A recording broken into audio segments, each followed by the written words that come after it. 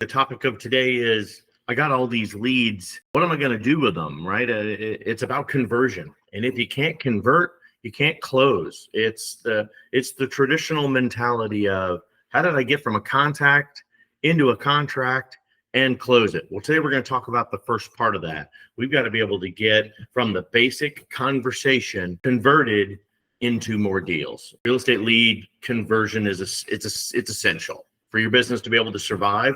Throughout my career, right, I've been very successful, converted hundreds of leads, not only for myself, but for our brokerage, and made sure to build, a great referral generating database. So now all of the hard work that I've done in the last, let's just say 5 years, has become recurring business that I just make sure to continue to nurture so that it becomes year over year business. Cold leads are probably the most challenging out of all of the sales experience, but I significantly converted a better rate by developing some simple strategies, making sure that I could focus on basic sales techniques. I'm going to cover fundamentals today. Real estate lead conversion is going to be able to share a couple of proven strategies, going to be able to help provide some tips to help you scale your business, and include some links later on to be able to support your growth. So let's get cracking. What are leads in real estate? Let's understand the basic definition of what we're talking about. Leads can come from various sources. And if you're a long-term subscriber with us, not only here, but on the channel, you're going to find lead generation classes that are going to help you find leads from a lot of these spots. Leads themselves are potential clients that have expressed some kind of interest in the real estate service, some type of industry interest, right? Properties by providing their contact information, responding to marketing ideas, whether it's a paid system or whatever, it's a lead. It's an opportunity for you to have a cold discussion to see if you can get them past, oh, what a beautiful person in the window, to getting them into the store, past the store front, and actually talking to them about the quality of product. A little bit different than a prospect. A prospect is a qualified lead who's already engaged in conversation with you, and that they're actively considering doing work with you. Now you're building the value statement of why they should be doing real estate with you. And if you're an accredited realtor by any of the realtor MLS organizations, it's important for you to have those additional ethics conversations, especially with everything going on in the media today. The prospect conversation is a little bit higher level. It's going to make sure that while they're considering working with you, they are going to gauge their level of interest. You're going to talk about their financial readiness, and you're going to talk about their urgency to buy or sell at any given point in a timeline. And then, of course, we're going to mention something called a sphere of influence. We talked about this in our farming classes previously. People who know, like, and trust you. These are people that you are influential for. Our YouTube channel is no different. These are people that want to hear what I have to say, want to be able to apply it to their business needs.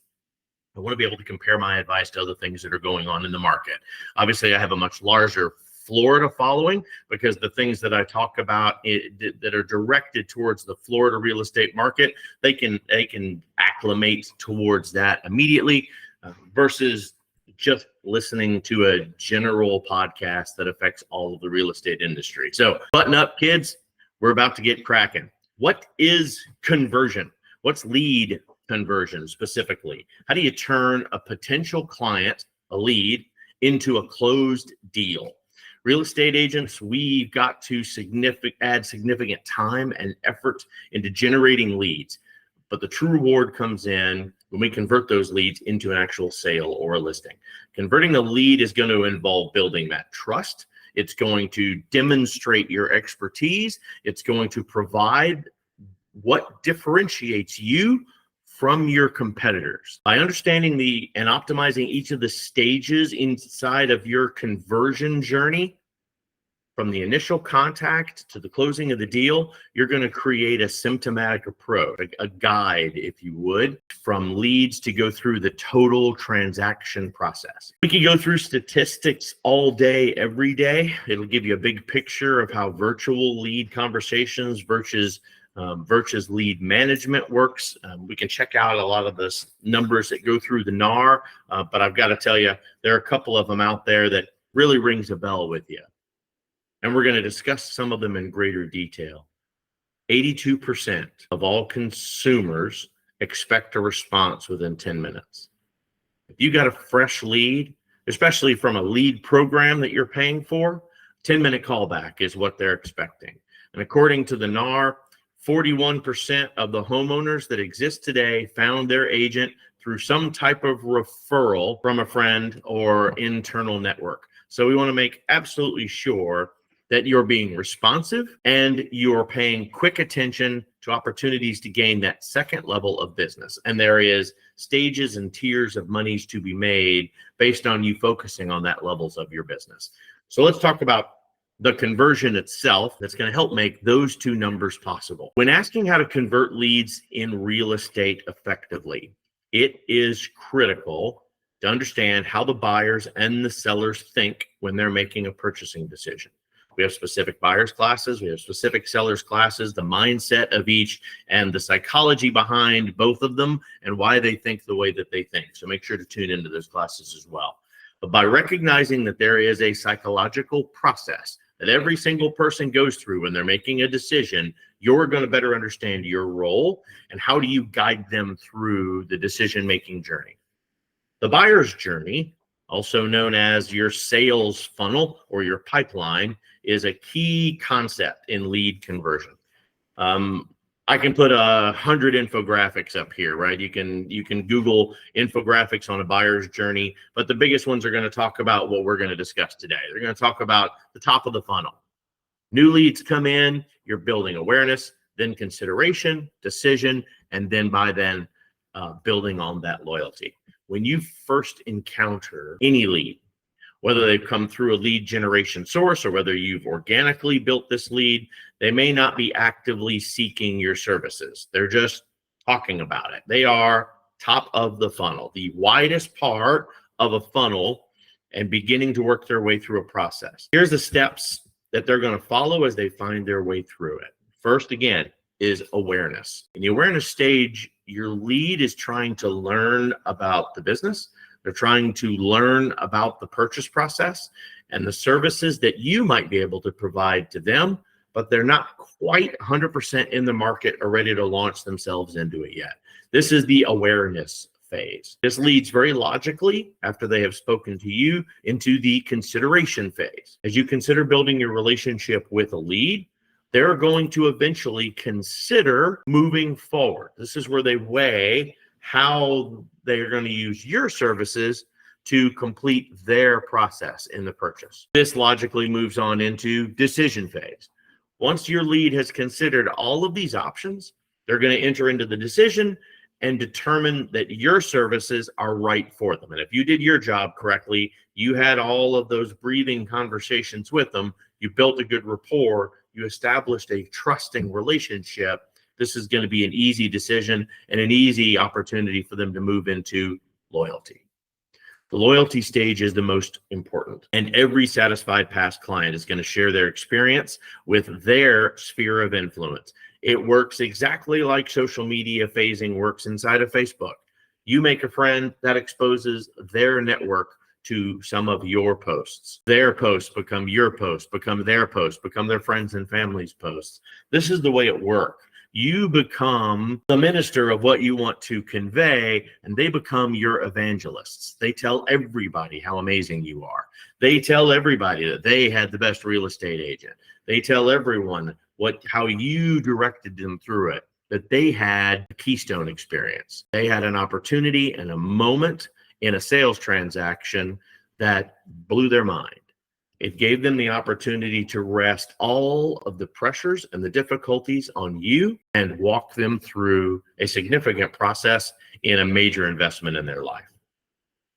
It is essential that you are able to recognize every single person that makes a purchase, from choosing a tube of lipstick to investing in real estate. They go through these same buyer's journeys. The length of time may vary, but the mental process is going to remain the same. And it's important to understand the time that it's going to take you to convert a real estate lead and how you're going to get that all the way to a loyal follower of your services.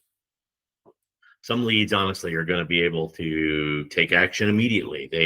They've prepared, they've had lending conversations. They may have even bought a house before. It's going to give them a faster nurturing opportunity. At that point, you just need to sell you and the services that you provide a smooth transaction process with the least amount of headaches and the most amount of smooth paved road all the way through. By you being able to understand each of the stage of the buyer's journey and where your buyer is when they're talking to you, it's going to make you very effective with your leads in guiding them through the rest of the funnel process, ultimately converting them into those loyal clients that are going to support you year over year over year, becoming referrals for you and next business opportunities for you. So let's talk about the big key points. Response. You being able to respond quickly to an inquiry. Remember what we talked about in that statistic. You may not want to hear it, but the statistics are showing and the numbers support it that 78% of leads work with the first person that responds to them. There's a reason that the Zillow platform was so successful for so many years. And granted, they're going through some changes.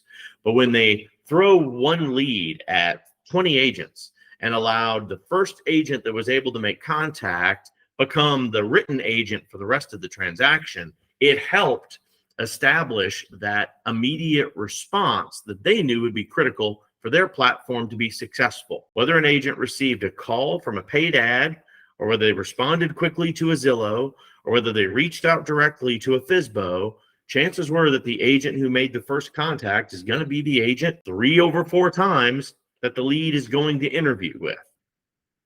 Ideally, you have got to follow up with a new lead within 5 to 10 minutes, according to that information I gave you earlier, of receiving that initial inquiry. Studies have backed it up. Compared to just waiting 30 minutes, 21 times more success by taking care of them within the first 10 minutes of that lead becoming a part of your funnel. Pro tip. Can't repeat this enough. If you're going to receive an inbound lead, you're often not going to be the only agent who's going to receive it unless it is a one-to-one conversation. Don't let it go to your voicemail. I know there's 5,000 salespeople out there, and with real estates being public record, it's pretty simple for them to get our number. I'm here to tell you, you need to answer every single call that comes into your phone. If they didn't answer your call, you would be pretty put off. So you have to think that that same follow-up and that same answer expectation is there. No different than you ordering a pizza.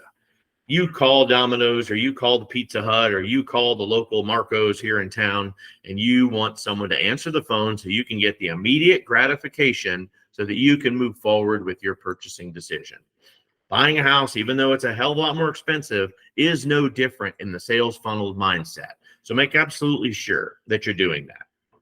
After the initial contact, after you did your job and you talked to them within 10 minutes, follow up every 2 to 3 to 5 days with a mix of different phone calls, emails, text messages. The plan is to keep you top of mind. First thought when it comes to real estate had better be you. Adjust your follow-up frequency based on how often the customer is asking to talk to you, but ultimately, based on the lead's responsiveness and the level of engagement, is what should continue to keep you prompt and persistent. Provide good value, and it's going to convert every single one of your leads into clients, or at least provide you with the best opportunity to do so.